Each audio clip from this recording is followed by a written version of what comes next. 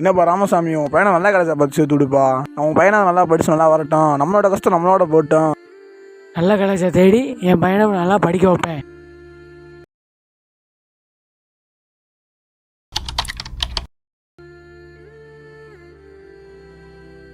நீ படிக்க போகிற காலேஜ் தான். ஃபீஸு? தம்பி, காலேஜ் ஃபீஸை நான் கட்டிக்கிறேன். ஆ சரிப்பா. வா போய் அப்ளிகேஷனை போடுவோம். சார். சொல்லுங்கய்யா. என் பையனுக்கு சீட்டு கேட்டிருந்தேன். உங்கள் மகனுக்கு அதெல்லாம் சீட்டு கிடச்சதுங்கய்யா. நீங்கள் ஃபீஸை மட்டும் பே பண்ணி விட்டு போங்கய்யா. ஐயா, இந்த காலேஜில் படித்தா என் பையன் ஒழுக்கமாகவும் கண்ணு கருத்தாகவும் இருப்பேன். அதனால என் பையனை உங்கள் பையன் மாதிரி பார்த்துக்குங்கய்யா. அதெல்லாம் உங்கள் மகன் நல்லா வந்துதான்யா. உன் மகன் நல்லா தான் நான் பொறுப்பியா.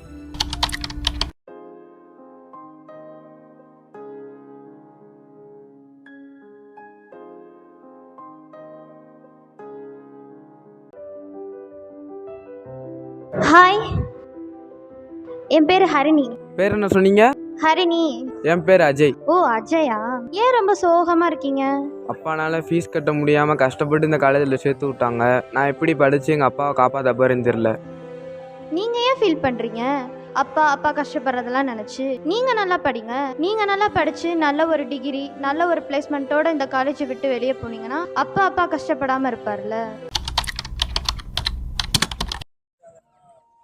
டே அஜய், இங்கே வா.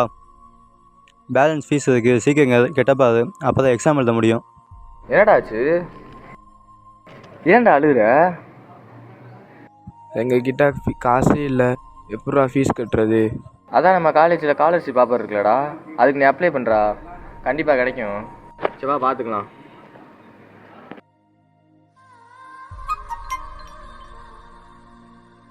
ஓ அப்போ நான் தான் ஹோட்டலில் வேலை பார்த்து கஷ்டப்படுறேன். நீயாவது படித்து நல்ல வேலைக்கு வாயா.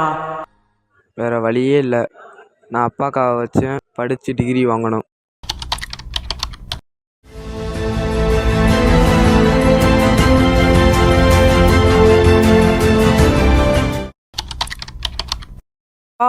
அப்பா, நான் காலேஜில் நல்லா படித்து டிகிரி பிளேஸ்மெண்ட்லாம் வாங்கிட்டேன்ப்பா.